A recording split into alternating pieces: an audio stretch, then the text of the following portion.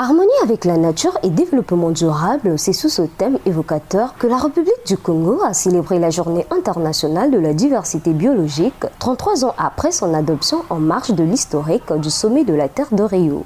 Pour cette édition, la ministre de l'Environnement, du Développement durable et du Bassin du Congo, Arlette Soudonono, dans une déclaration du gouvernement, s'est accentuée sur l'importance de protéger les écosystèmes forestiers. La Convention sur la diversité biologique est célébrée cette année sur un thème particulièrement évocateur, harmonie avec la nature et développement durable.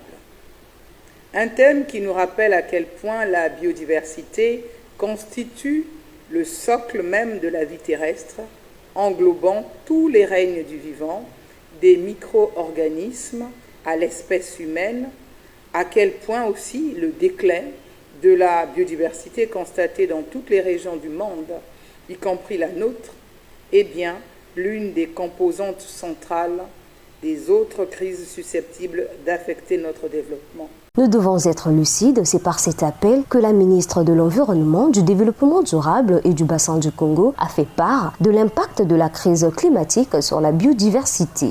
Une espèce de plante ou d'animaux sur 20 est appelée à disparaître au cours des 30 prochaines années. L'impact de la crise climatique sur la biodiversité est en effet établi et l'on sait qu'avec la hausse de la température, le risque d'extinction non seulement augmente, mais s'accélère. La COP16 de Cali sur la biodiversité l'a affirmé, argument scientifique à l'appui, la superficie des aires protégées doit doubler sur Terre et tripler en mer d'ici à 2030 pour atteindre 30% de la surface de la planète. Lutter contre la déforestation, c'est ainsi là l'une des batailles du gouvernement congolais.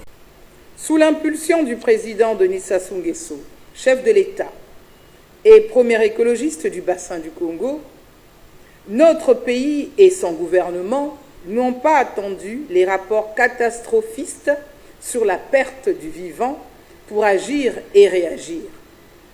Ainsi, le Congo procède-t-il actuellement à une nouvelle mise à jour de sa stratégie et plan d'action nationaux pour la biodiversité, laquelle va couvrir la période allant de 2025 à 2030.